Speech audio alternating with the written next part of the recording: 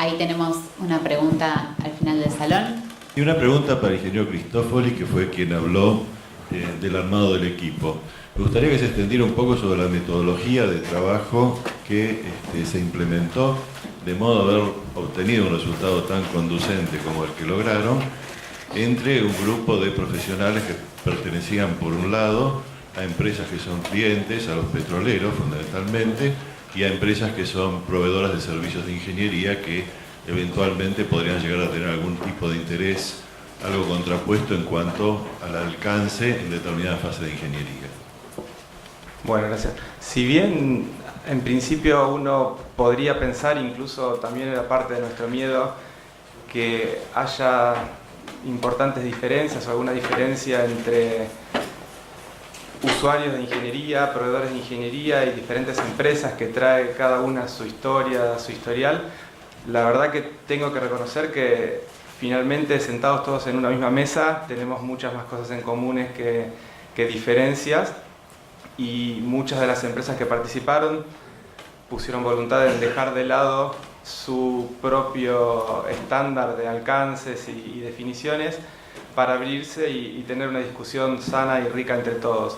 La verdad que la metodología fue muy interesante porque si uno ingresa dentro de la práctica va a encontrar que es muy extensa, tiene un montón de documentos, muchas definiciones, y eso también se debió a que el trabajo de la comisión duró prácticamente 2 años, año y medio. Entonces, ¿cómo hicimos para llegar a ese documento final tan extenso? Bueno, fase por fase fuimos adoptando un documento, un listado de alcance típico, determinado de alguna de las tantas empresas que participaba, y cada empresa se dedicó a llevarse eso a su casa, a su empresa, a estudiarlo, decir qué documentos le parecía que sí tenían que estar, qué documentos le parecía que no tenían que estar, agregar documentos, quitar documentos, cambiar nombres. Y eso nos daba lugar a que en una siguiente reunión discutiéramos punto por punto los consensos y disensos que había dentro de los listados. En general, la mayor parte de los puntos estuvimos de acuerdo, y cada vez que hubo alguna discusión o alguna diferencia la charlamos y siempre llegamos a algún consenso, a algún acuerdo entre todas las empresas. Obviamente, en este ida y vuelta que hubo con cada una de las empresas, la vuelta a la empresa fue relevante desde el momento que en ese momento se involucraba cada una de las especialidades, porque el camino fue arduo, porque si bien visualización y conceptual son 2 fases bastante cortas en cuanto a cantidad de documentos, las 3 siguientes fases son bastante extensas. Entonces, el recorrido era, tomábamos una fase y disciplina por disciplina íbamos discutiendo, y en cada una de las disciplinas se iba sumando a veces presencialmente algún profesional de las empresas, o a veces había enviado sus comentarios. Finalmente, habiendo terminado todo el barrido, el consenso sobre el contenido de los documentos fue más sencillo, porque de alguna manera la misma discusión sobre qué documentos iban y qué documentos no iban ya involucraba una discusión sobre el contenido mismo del documento. Y eso nos permitió que finalmente todo surgiera con un consenso entre todas las empresas y que nadie estuviese aferrado a un estándar propio. Tal vez, en realidad es más para la gente de CEPSI, ¿no? Si está previsto algún mecanismo de adhesión de las empresas, o sea, para que el que va a competir en un lugar determinado o le interesa participar, bueno, yo sepa que esa empresa se está manejando por estas prácticas recomendadas. Yo creo que esto es una forma de generar también difusión. No, es una buena pregunta. La realidad de esto, como decíamos, tiene un objetivo final, es trabajar todos de la misma forma y facilitar la exportación. Es decir, el objetivo final de esto es establecer una marca, digamos, registrada de ingeniería argentina. Es decir, que cuando vamos a trabajar al exterior podamos decir, las empresas de ingeniería argentina trabajamos de esta manera, estamos ordenados así, así clasificamos los alcances, así clasificamos a nuestro personal, del seniority, estos son los documentos que usamos de procura, etcétera, etcétera. Es decir, la intención de esto al final del camino tiene que ser que las empresas que adhieren puedan usar un sello distintivo, una marca de ingeniería argentina CAI. Gracias. Quería saber si este documento particular de alcance ya es de aplicación concreta y además cuál sería el mecanismo, la metodología de irlo revisionando o actualizando, si ya se estableció a priori algo o es a medida que se van enviando las propuestas, consultas.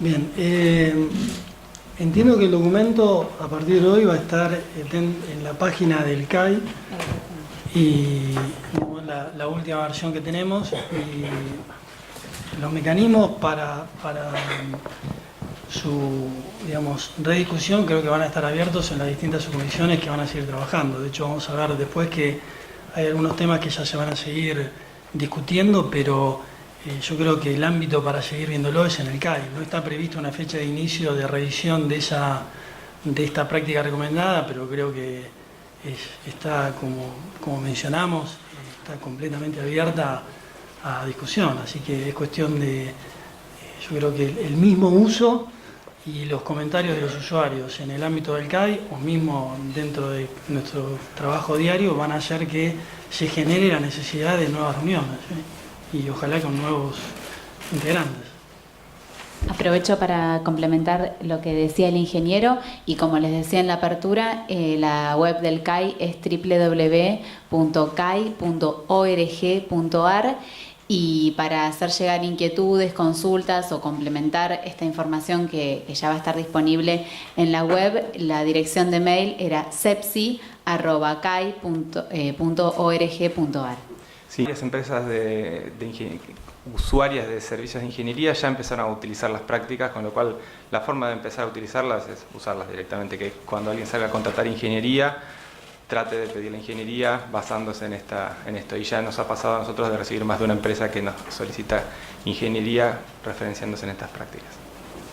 No, hay un tema que a mí me interesa y es un tema que hace a un largo plazo y festejo la creación de estas prácticas, que es decir, que estas recomendaciones sean parte de la documentación de los organismos, tanto privados que lo pueden tomar como una forma, como las instituciones públicas que contratan ingeniería y que en muchos casos trabajan a lo largo de los distintos estamentos que ustedes estuvieron enunciando con tan buena claridad, sin discriminar cuáles son los alcances de cada una de esas etapas, o sea, ver si esto se puede llegar a institucionalizar como forma de contratación y calidad de contratación en todas las instituciones públicas.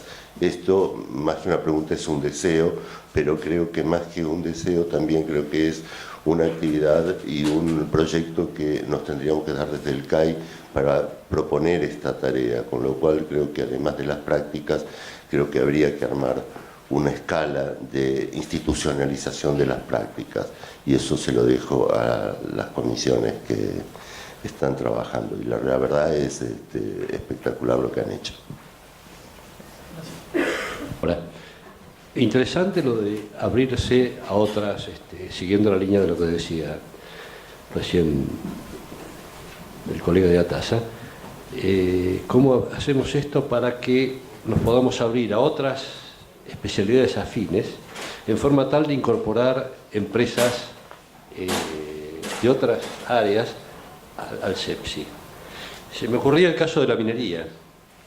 La minería tiene varias líneas similares a la del oil and gas, para lo cual están pensando esto, pero tiene algunas características muy particulares que quizás permitiría hacer una especie de anexo especial o una línea especial de análisis para este tipo de actividades, porque es muy distinto. Intervienen, por ejemplo, el transporte de materiales, que es algo que no está de alguna manera explicitado en estas líneas. Hay muchísima más interferencia o actividad de los proveedores de tecnología y de los proveedores de equipos. Y creo que es un área que en la Argentina se va a desarrollar, evidentemente, por lo menos hay tendencias, y sería interesante incorporar algún anexo a estas prácticas referidas al tema de la minería y también invitar a las empresas, tenemos algunas, está Ausenco dentro de nuestro grupo, pero hay otras que sería interesante incorporar al CEPSI. Sí, creo que es el espíritu ir ampliando esto a diferentes prácticas, a diferentes industrias. Minería es una mezcla de infraestructura y algo de industria de procesos y después ir avanzando. Incluso software mismo, hay cosas que uno puede seguir extendiendo.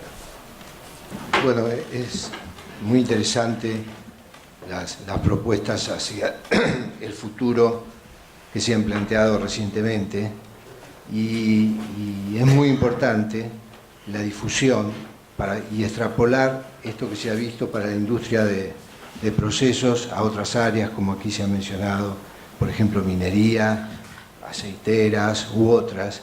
Y un tema que va a enriquecer muchísimo también es en el área de infraestructura. El poder difundir, hay un aspecto clave aquí.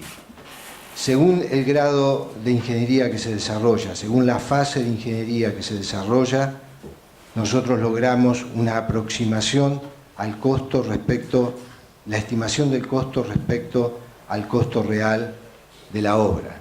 Y esto es una cuestión que no siempre está internalizada en los distintos actores que toman decisiones. Es decir, no cualquier ingeniería, no cualquier grado de avance de ingeniería da el mismo resultado.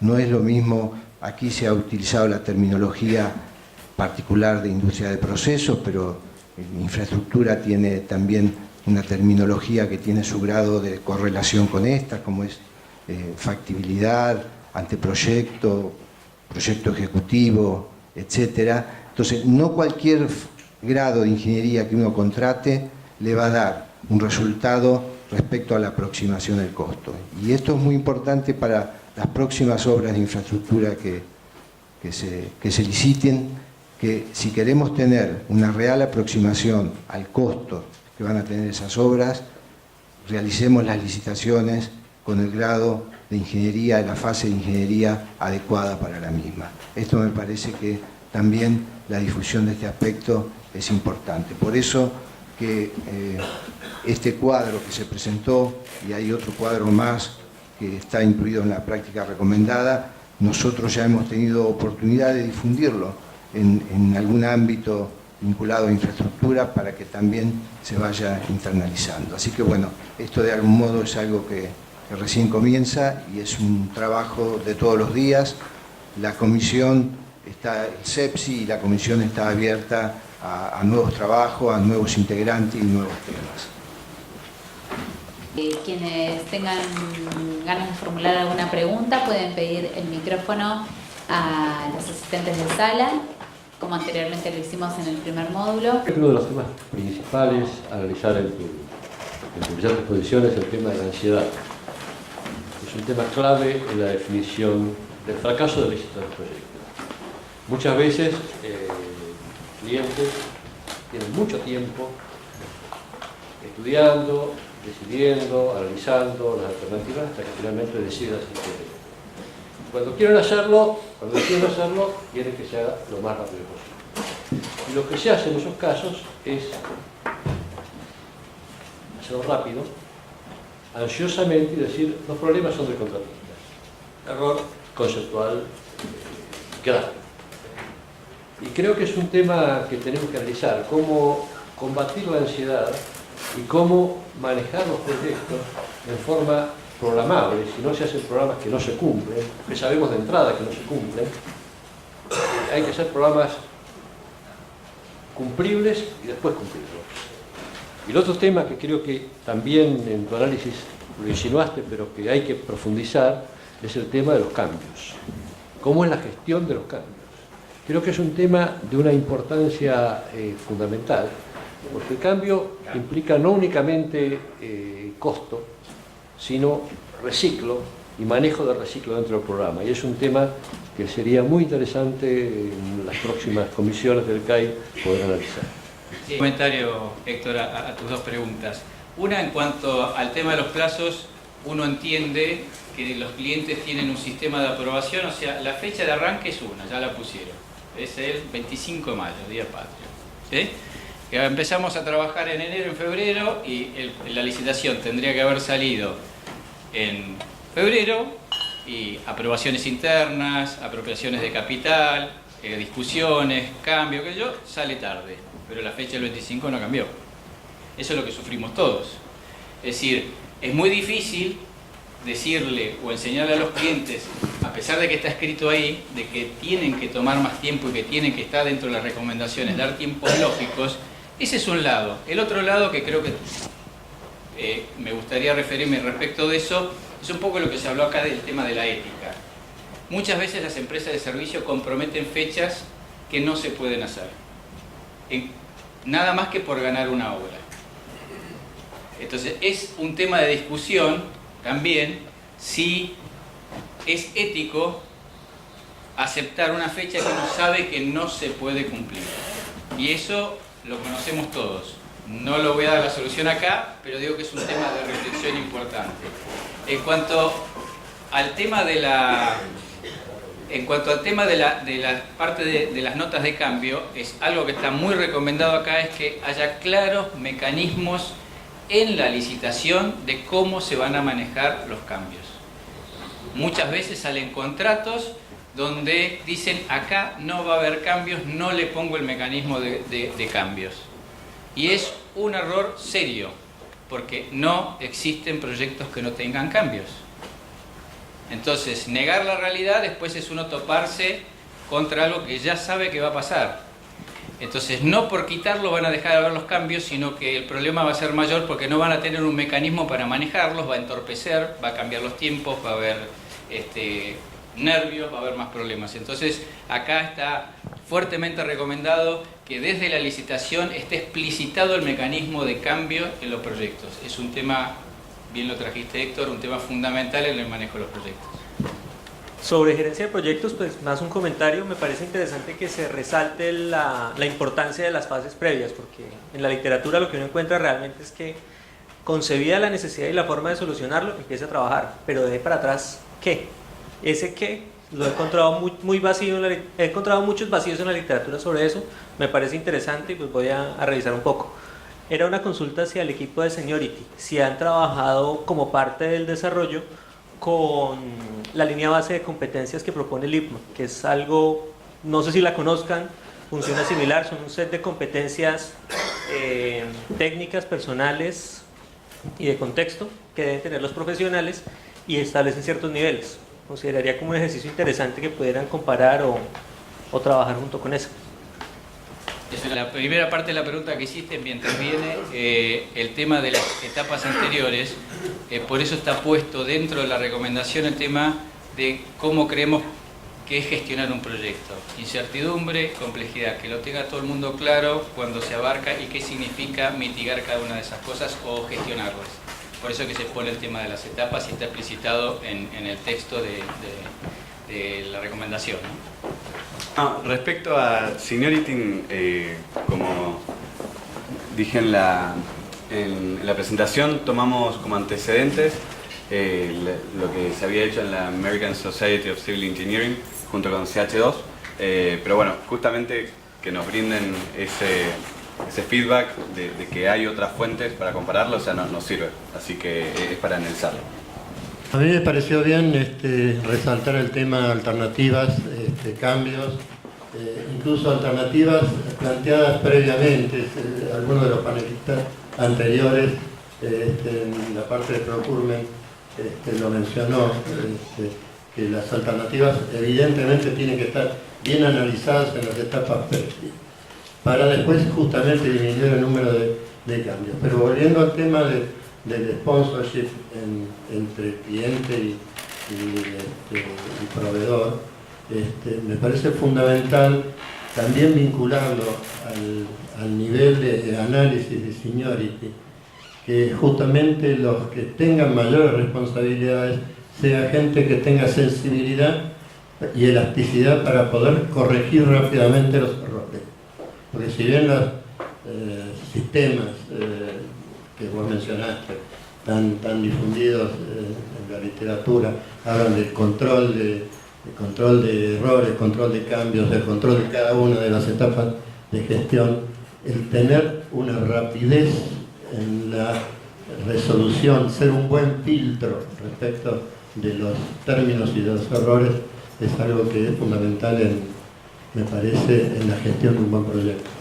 Sí, bueno, como decís, eso creo que está un poco donde apunta las prácticas de seniority, ¿no? Donde se habla hasta de project manager. El project manager tiene que tener ciertas características que no son comunes en los ingenieros, ¿sí?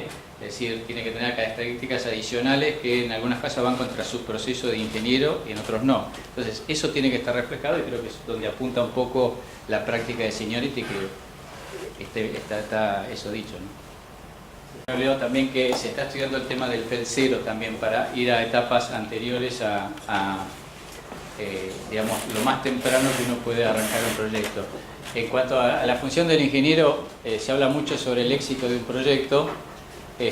Hay muchas formas, si cumple el objetivo y demás, pero también tenemos dentro de nuestra responsabilidad para los que o hemos dirigido proyectos o estamos en empresas que manejan proyectos, es que una parte muy grande del éxito de un proyecto es que quienes hayan trabajado en esos proyectos hayan crecido profesionalmente y lo hayan podido disfrutar plenamente. Y la verdad que uno escucha poco que la gente disfruta cuando hace proyectos. ¿Sí? En general, esto es así, esto es asá, no sabe lo que hace. La verdad es que creo que tenemos que hacer un esfuerzo importante, los ingenieros, para que la gente se desarrolle, para que la gente disfrute lo que haga, porque necesitamos muchos más ingenieros, creo que en el país que viene. Y para eso no tenemos que dar una imagen del que el ingeniero es una persona que más o menos lo están azotando para que saque un plano, sino que está creando, que está agregando valor, que está ayudando a la sociedad a que viva en un mundo mejor y que lo haga eso disfrutándolo. Y creo que eso realmente es un punto clave y que los tenemos que replantear, que no se habla mucho en las universidades, pero que creo que está en la esencia creativa del ingeniero. La pregunta es para Juan Ignacio. Quería pedirle por favor si podría explicar por qué definieron al Project Manager como la máxima posición en la evolución de la carrera, cuando en realidad, más que un grado de seniority, el significado más difundido para ese término tiene que ver con una función y no con un grado de especialización. Sí, a ver, nosotros cuando definimos la función de Project Manager, ahí bien aparecía en la última columna, lo que decíamos nosotros es que un Project Manager tiene que tener ciertos conocimientos de ingeniería, por lo tanto planteábamos que tenía que haber hecho la carrera de ingeniería, tenía que haber hecho ingeniería, tenía que haber sido un ingeniero semi-senior, un senior, para luego ser un Project Manager. No así, digamos, no lo planteábamos como que era una etapa posterior a un consultor. Pero si un project manager de un proyecto de ingeniería tiene que saber hacer ingeniería, eso era lo que planteábamos nosotros.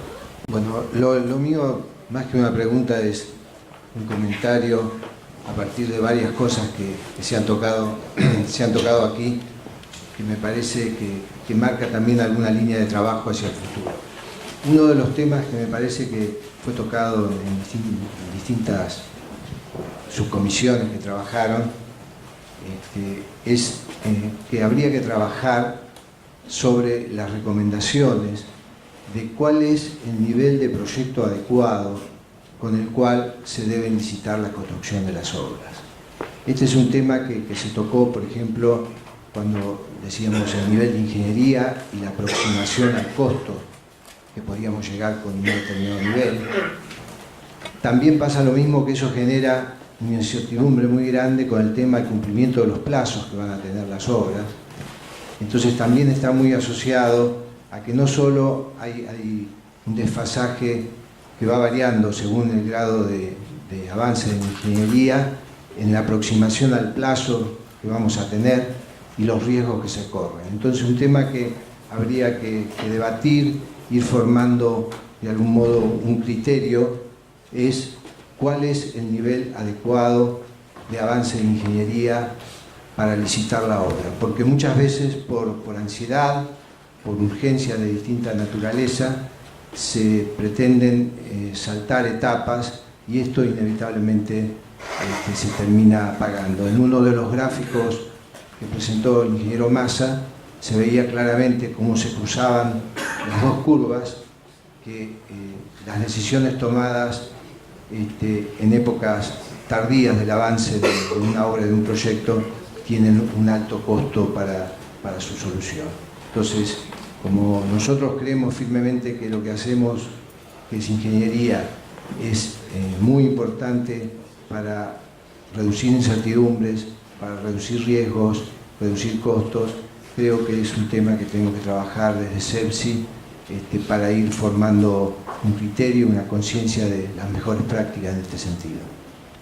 Bueno, muchas gracias. Para el ingeniero Massa, lo quería consultar si las prácticas de gestiones de proyectos interactuaron con las prácticas de seniority en el sentido de la definición de los seniorities a cada fase del proyecto, y esto asociado a que los principales, la mayor cantidad de problemas que pueda tener un proyecto se dan en las primeras fases o por errores en las definiciones del proyecto en las primeras fases, y muchos de esos errores están basados en la definición del seniority que trabaja en el proyecto en esas primeras fases.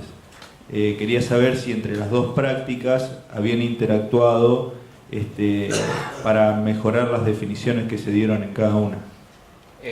La verdad es que no se interactuó. Sí se menciona dentro de la práctica el tema de la capacidad que tienen que tener las personas y la selección del equipo de trabajo, pero sí hay que entender que este es un trabajo en progreso, ¿sí? Nosotros, digamos, llegamos hasta acá logrando consolidar todo lo que discutimos en un año y pico en esto.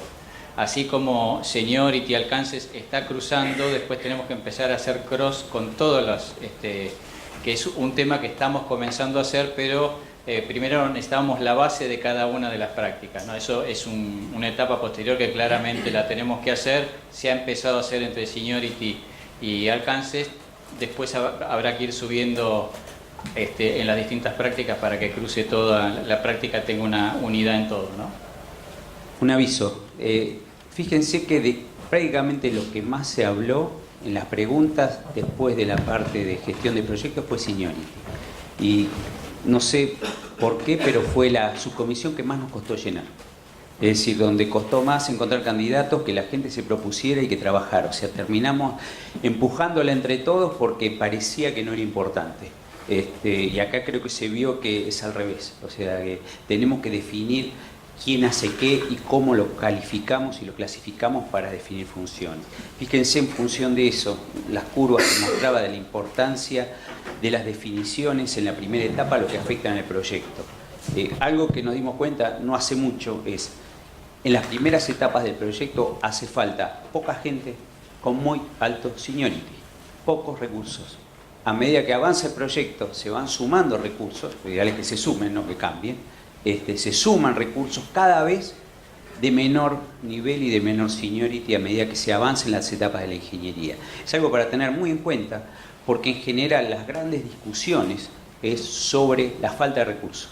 Siempre se dice, faltan recursos, agreguen recursos de ambos lados, de los clientes, los proveedores, pedimos más recursos del lado del cliente también, y la realidad es pocos y que sepan mucho al principio, muy buenas definiciones para después ir sumando gente.